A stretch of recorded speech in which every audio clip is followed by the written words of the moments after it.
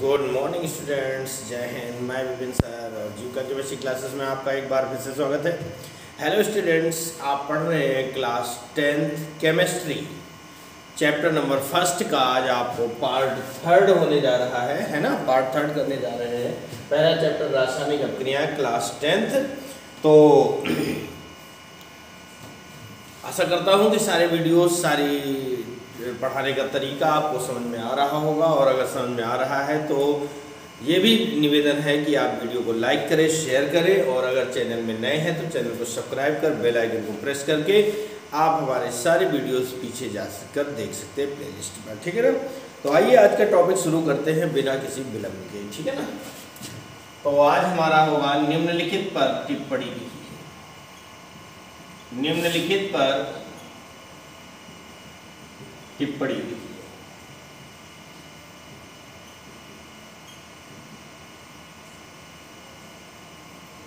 ठीक है ना। हमारा क्वेश्चन बनता है निम्नलिखित पर टिप्पणी लिखिए। कल तक आपने पढ़ा था रासायनिक अपक्रियाएं, रासायनिक समीकरण, और कल आपने पढ़ा रासायनिक अपक्रियाओं के प्रकार।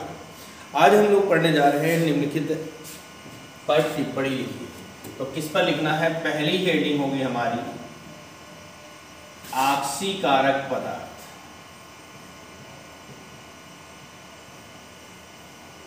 Oxidising agent. ऑक्सीडाइजिंग एजेंट ये हमारे हो जाएंगे ऑक्सीकारक पदार्थ। क्या हो जाएंगे भैया? ऑक्सीकारक पदार्थ हो जाएंगे, जिन्हें हम कहते हैं ऑक्सीडाइजिंग एजेंट। ठीक है। हाँ,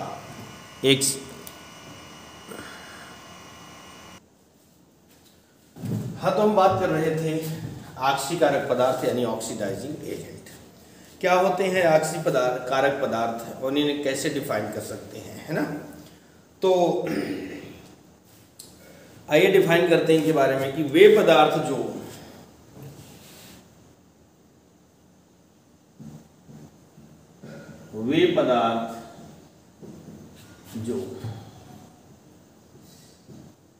स्वयं का अपचयन, ठीक है ना, वे पदार्थ जो स्वयं का अपचयन और दूसरे पदार्थों का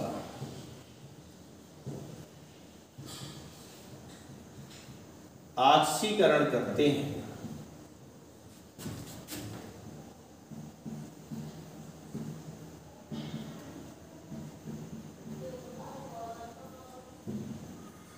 ऑक्सीकरण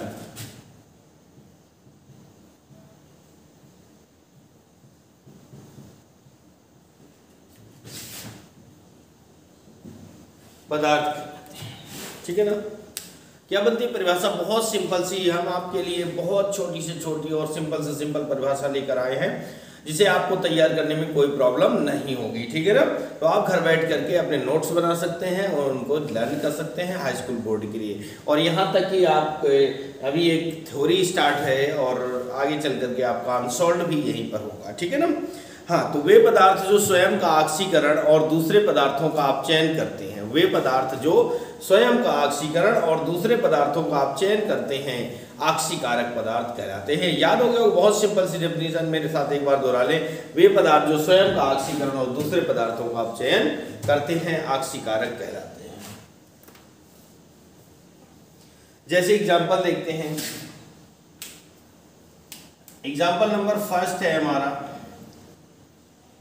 2KBr plus Cl2, arrow mark 2KCl plus Br, ये होता है।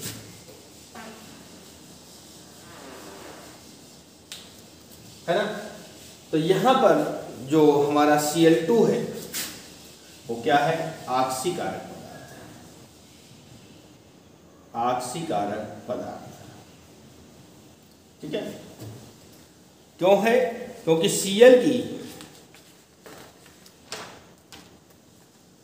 Cl2 की ऑक्सीकरण संख्या में कमी होती है। यहाँ पर Br की -1 ऑक्सीकरण संख्या, इसकी 0, -1 से 0 हो रही है, वृद्धि हो रही है। और यहाँ 0 से -1 हो रही है, क्या हो रही है, कमी हो रही है ना। तो जिस पर कमी होती है वो आक्सीकारक पदार्थ होते हैं, ठीक है ना। तो वे पदार्थ जो स्वयं का अपचयन और दूसरों का आक्सीकरण करते हैं आक्सीकारक कहलाते हैं। नंबर 2 पर हेडिंग आएगी हमारी अपचायक पदार्थ, रिड्यूसिंग एजेंट। रिड्यूसिंग एजेंट क्या लिखेंगे कि वे पदार्थ जो स्वयं का अपचयन, ठीक है ना, वे पदार्थ जो डिफाइन करते हैं, वे पदार्थ जो स्वयं का आक्सीकरण करते हैं,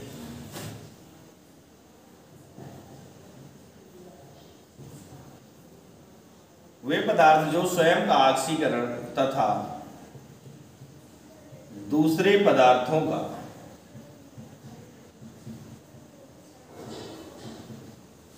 ठीक है ना, वे पदार्थ जो स्वयं का आक्सीकरण तथा दूसरे पदार्थों का अपचयन करते हैं,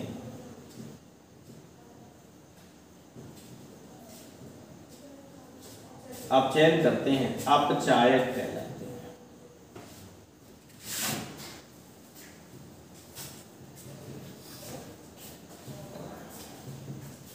अपचायक कहलाते हैं वे पदार्थ जो स्वयं का आक्सीकरण और दूसरे पदार्थों का अपचयन करते हैं, अपचायक कहलाते हैं।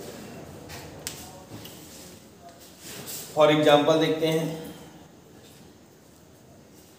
2HgCl2 प्लस SnCl2, एरोमार्क बनेगा Hg2Cl2 प्लस SnCl4, ठीक है ना। इसमें SnCl2 जो है अपचायक होगा, ठीक है ना। क्या हो जाएगा भैया, SnCl2 हमारा अपचायक पदार्थ हो जाएगा, ठीक। तो मेरे ख्याल से समझ में आ गया होगा। अब हम लोग बढ़ते हैं आगे।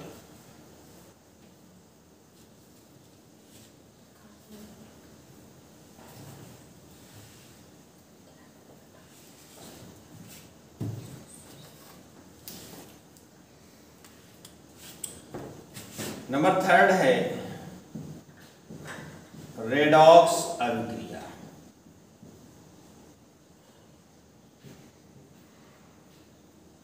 रेडॉक्स अभिक्रिया तीसरी हेडिंग पर आते हैं, रेडॉक्स अभिक्रिया।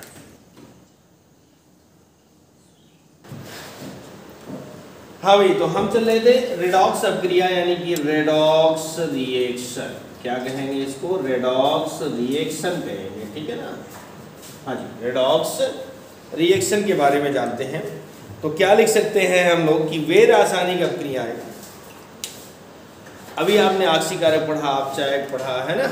आगे क्या पढ़ते हैं, रेडॉक्स रिएक्शन में पढ़ते हैं कि वे रासायनिक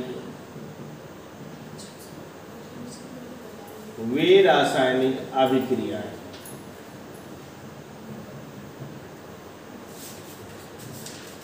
जिनमें, वे रासायनिक अभिक्रियाएं जिनमें, ठीक है ना, आक्सीकरण एवं अपचयन, वे रासायनिक अभिक्रियाएं जिनमें आक्सीकरण एवं अपचयन अभिक्रियाएं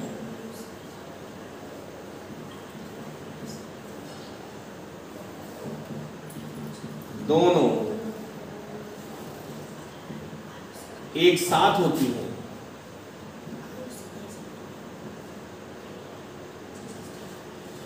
रेडॉक्स अभिक्रिया कहलाती है।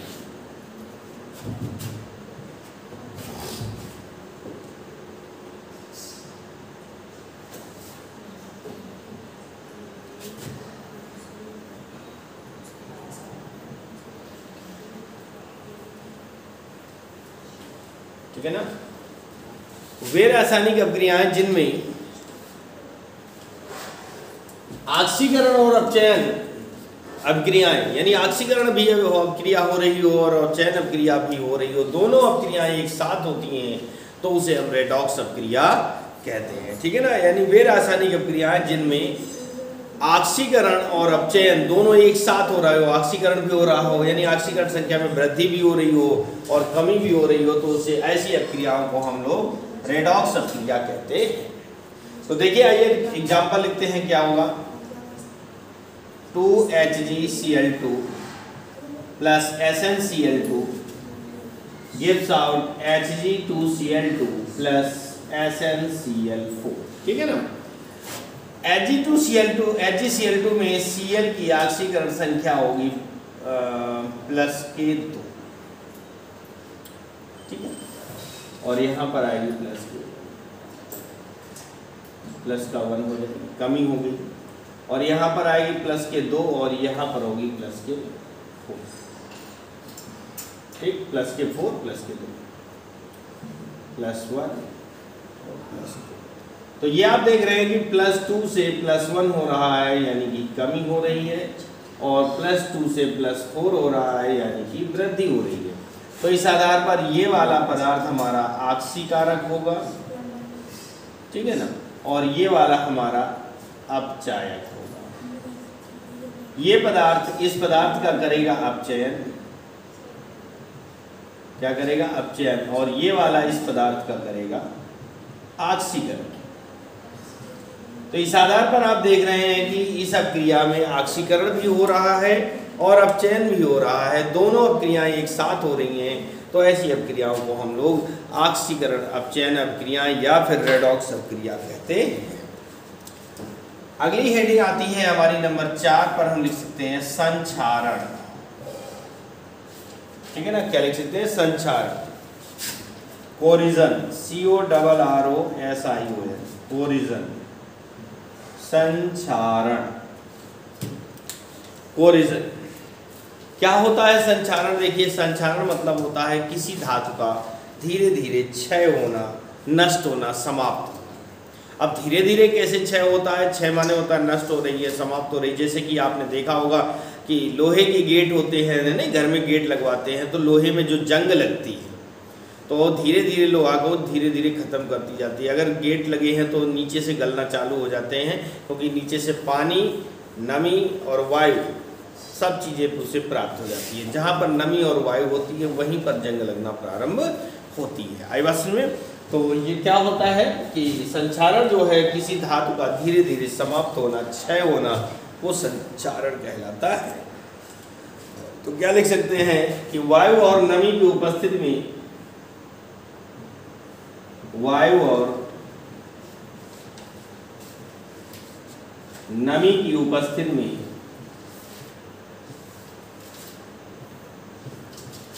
वायु और नमी की उपस्थिति में धातु का धीरे धीरे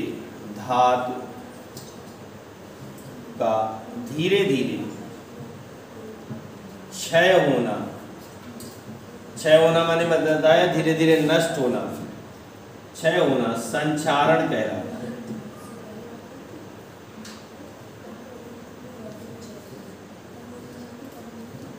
वायु और नमी की उपस्थिति में धातु का धीरे धीरे क्षय होना संचारण कहलाता है, ठीक है ना। क्या कहलाता है भैया? संचारण कहलाता है। आइए एग्जाम्पल देखते हैं। जैसे लोहे में जंग लगना, लोहे में जंग लगना ये संचारण का सबसे बढ़िया और बेस्ट उदाहरण होता है। इसके अलावा पीतल के बर्तन होते हैं, पीतल के बर्तनों में हरे धब्बों का बनना, वो भी संचारण के अंतर्गत आता है, ठीक है ना।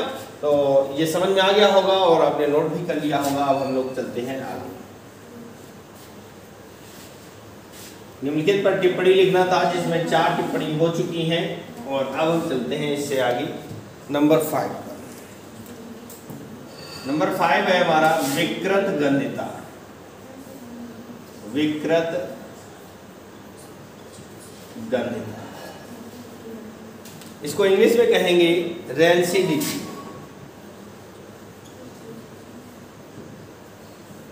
रेंसिडिटी, विकृत गंधिता, ठीक है ना। क्या होता है भैया? रेंसिडिटी करते हैं। रेंसिडिटी क्या होती है? रेंसिडिटी इसके बारे में जान लेते हैं कि खाद्य पदार्थों में उपस्थित, देखिए होता क्या है रेंसिडिटी और विकृत गंधिता, आइए समझ लेते हैं। जिसे हमारे घर में नहीं कड़वा तेल होता है, डालडा होता है, रिफाइंड होता है ना, देसी घी होता वगैरह होता है, इनमें हम लोग क्या करें पूरी सब्जी वगैरह बना लेते हैं, या फिर हमने इनको भर के स्टोर कर लिया और 2-3 सालों तक इनका यूज नहीं किया, या पूड़ी बनाकर छोड़ दी, ठीक है ना। तो क्या होता है कि 4 से 10 दिन 15 दिन रखा रहेगा तो इनके स्वाद में और इनकी स्मेल में थोड़ा सा परिवर्तन हो जाता है, यानी अच्छी स्मेल नहीं आती, अच्छा टेस्ट नहीं रह जाता है। तो टेस्ट और स्मेल के सुगंध का बदलना ही विकृत गंधिता कहलाता है। आइए लिख देते हैं, क्या लिखेंगे? खाद्य पदार्थों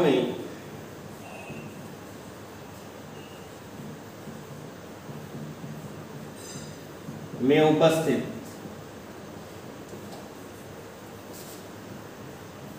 तेल व वसा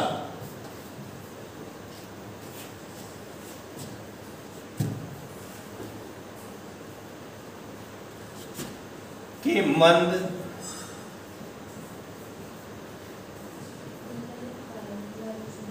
ऑक्सीकरण, खाद्य पदार्थों में उपस्थित तेल व वसा के मंद ऑक्सीकरण से उसके स्वाद से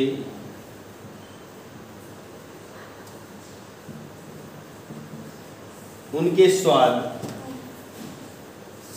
एवं सुगंध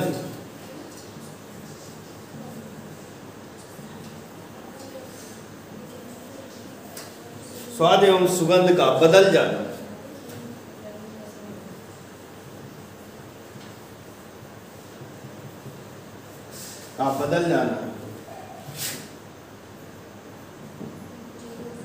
संक्षारण कहलाता है।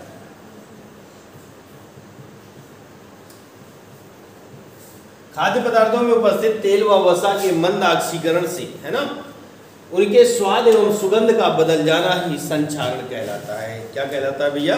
संक्षारण कहलाता है। सॉरी, संक्षारण नहीं, यहां पर लिखेंगे विकृत गंधिता कहलाता है। विकृत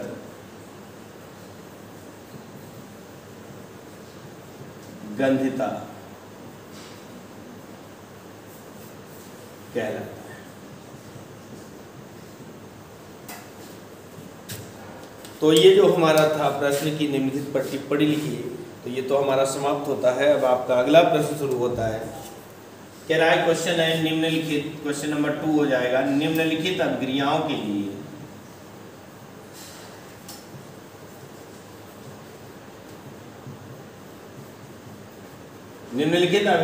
के लिए संतुलित राशि समीकरण लिखिए। संतुलित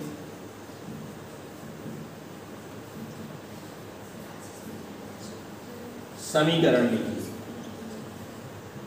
ठीक है ना। कुछ अभिक्रियाएं दी जा रही हैं जिनमें इसे कह रहा है निम्नलिखित अभिक्रियाओं के लिए संतुलित समीकरण लिखना है, जिसमें पहली अभिक्रिया है hydrogen plus chlorine, arrow mark hydrogen chloride. ये हमारा प्रश्न है हाइड्रोजन क्लोराइड, ठीक है ना। इसको हमें क्या करना है? संतुलित समीकरण के रूप में कन्वर्ट करना है, परिवर्तित करना है, वो भी सूत्रों और प्रतीकों की सहायता से। तो देखिए हाइड्रोजन का हमारा सूत्र क्या होता है? H2 होता है। क्लोरीन का सूत्र क्या होता है? Cl2 होता है। अगर इनको मिलाएंगे तो बनेगा HCl। हाइड्रोजन क्लोराइड का सूत्र क्या होता है? HCl होता है। अब आप देखेंगे यहाँ हाइड्रोजन के 2 हैं, क्लोरीन के भी 2 हैं, तो यहाँ पर आप 2HCl कर देंगे, ठीक है ना। क्या कर देंगे? 2HCl कर देंगे, तो ये हमारी संतुलित समीकरण प्राप्त हो जाएगी, ठीक है ना। अब दूसरा प्रश्न क्या कह रहा है?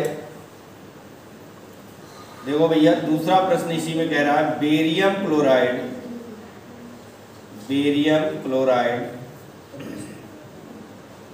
Plus aluminium sulphate,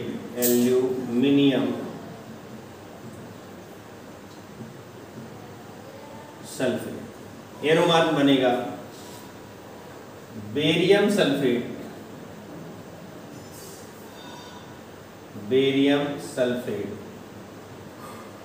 plus aluminium chloride. Aluminium chloride. ये हमारा दिया गया है प्रश्न, तो इसको हम आंसर में परिवर्तित करते हैं। तो देखिए क्या होगा, बेरियम क्लोराइड सूत्र होता है BaCl2। क्या होता है भैया, BaCl2। एल्यूमिनियम सल्फेट Al2SO4 का होल थ्राइस, ठीक है ना, Al2SO4 का होल थ्राइस। ये रुमान बेरियम सल्फेट यानी कि BaSO4 और प्लस एल्यूमिनियम क्लोराइड का होगा AlCl3, ठीक है ना, क्या हो जाएगा AlCl3। तो आप देखें बैलेंस करते हैं, यहाँ पर Ba के कितने हैं, सॉरी SO4 के, SO4 पूरा SO4 के कितने हैं 3, यहाँ पर 1 है तो यहाँ पर हम 3 लगा देंगे। अब हमारा Ba भी 3 हो जाता है तो यहाँ पर भी 3 लगा देंगे, बैलेंस हो रहा है, ठीक है ना। अब आप देखें क्लोरीन हमारी 3 दूनी 6, 3 2 जा 6 और एल्यूमिनियम 2 है तो यहाँ पर 2 कर देते हैं, तो 2 3 जा 6, क्लोरीन भी बराबर, और Al के 2 हैं, यहाँ पर भी Al के 2 हैं, तो ये हमारा संतुलित समीकरण प्राप्त हो जाता है। तीसरा प्रश्न है इसी में, नंबर 3 है सोडियम प्लस जल। Arrow mark sodium hydroxide, sodium hydroxide plus hydrogen.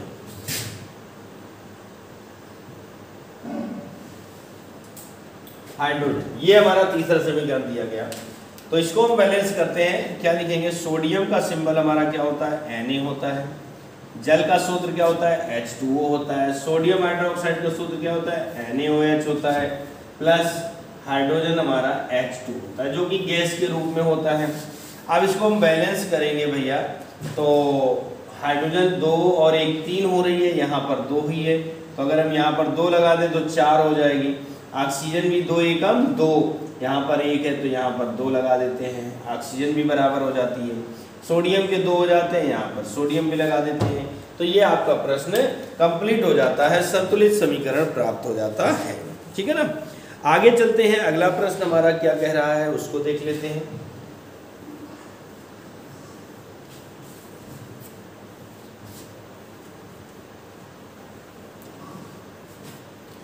अगला प्रश्न है हमारा,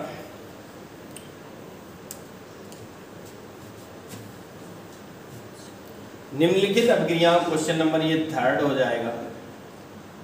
निम्न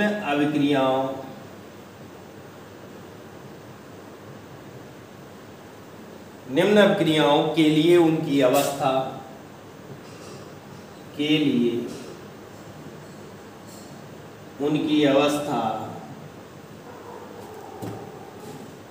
के संकेतों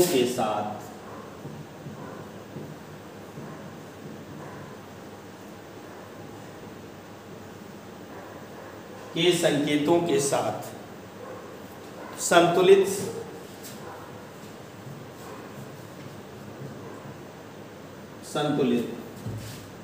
रासायनिक समीकरण लिखिए।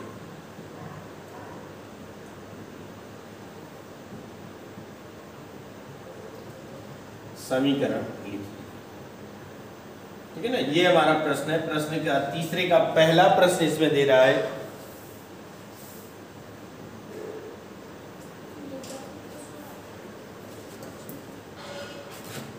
जल में बेरियम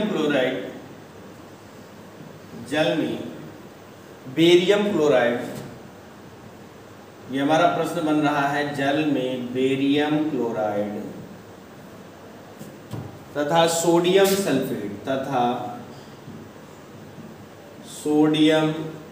सल्फेट के विलयन अभिक्रिया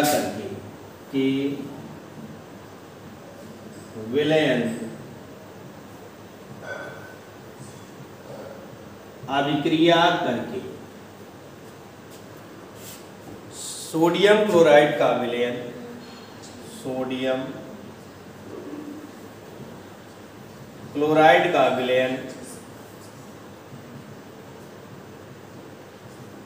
विलयन तथा आघुलनशील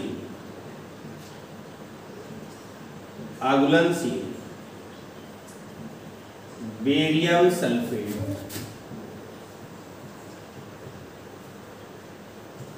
का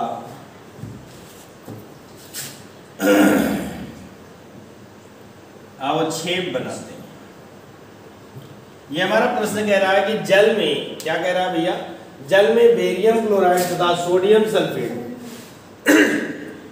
जल में बेरियम क्लोराइड तथा सोडियम सल्फेट के विलयन, यानी बेरियम क्लोराइड को मिलाया और सोडियम सल्फेट को मिलाया के विलयन अभिक्रिया करके सोडियम क्लोराइड का विलयन देते हैं और अघुलनशील यानी जो जल में घुलता नहीं है बेरियम सल्फेट का अवक्षेप बनाते हैं। तो इसको कैसे लिख सकते हैं, देखिए जल में बेरियम क्लोराइड यानी कि BaCl2 प्लस सोडियम सल्फेट यानी कि Na2SO4, ठीक है।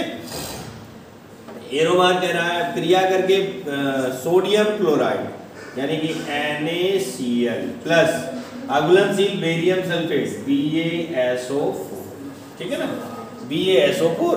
अब इसको हम बैलेंस करते हैं तो बेरियम का एक है इधर भी बराबर है भैया, SO4 एक है, SO4 एक है, Na के दो हैं, Cl के दो हैं, तो यहाँ पर कर देते हैं 2NaCl, ये आपका आंसर हो जाएगा, ठीक है ना। क्या हो जाएगा भैया, आंसर। और चूंकि ये विलयन है तो AQ लिख देते हैं। AQ माने होता है एक्वाटिक, एक्वाटिक का मतलब होता है जलीय विलयन, ठीक है ना। क्या होता है, जलीय विलयन। और ये भी प्राप्त होता है जलीय रूप में, लेकिन ये कैसा होता है, अवक्षेप के रूप में होता है। अवक्षेप की पहचान के लिए तीर ऐसा लगा देते हैं, सॉलिड स्टेट में होता है, ठीक है ना। तो तीसरे का सेकेंड पार्ट क्या है क्वेश्चन, आइए देख लेते हैं। कह रहा है सोडियम हाइड्रोक्साइड का विलयन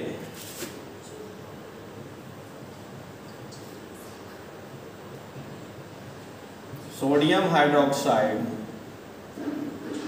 का विलयन जल में, ठीक है ना। सोडियम हाइड्रोक्साइड का विलयन जल में हाइड्रोक्लोरिक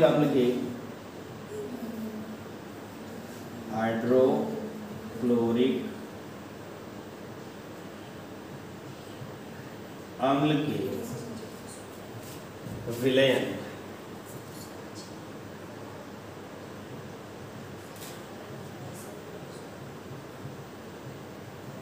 ब्रैकेट में जल में से अभिक्रिया करके सोडियम क्लोराइड से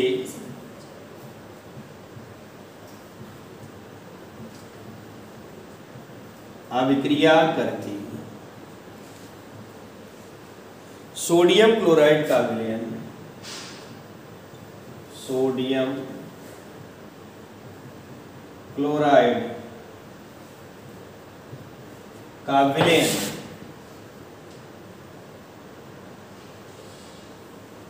तथा जल बनाते हैं,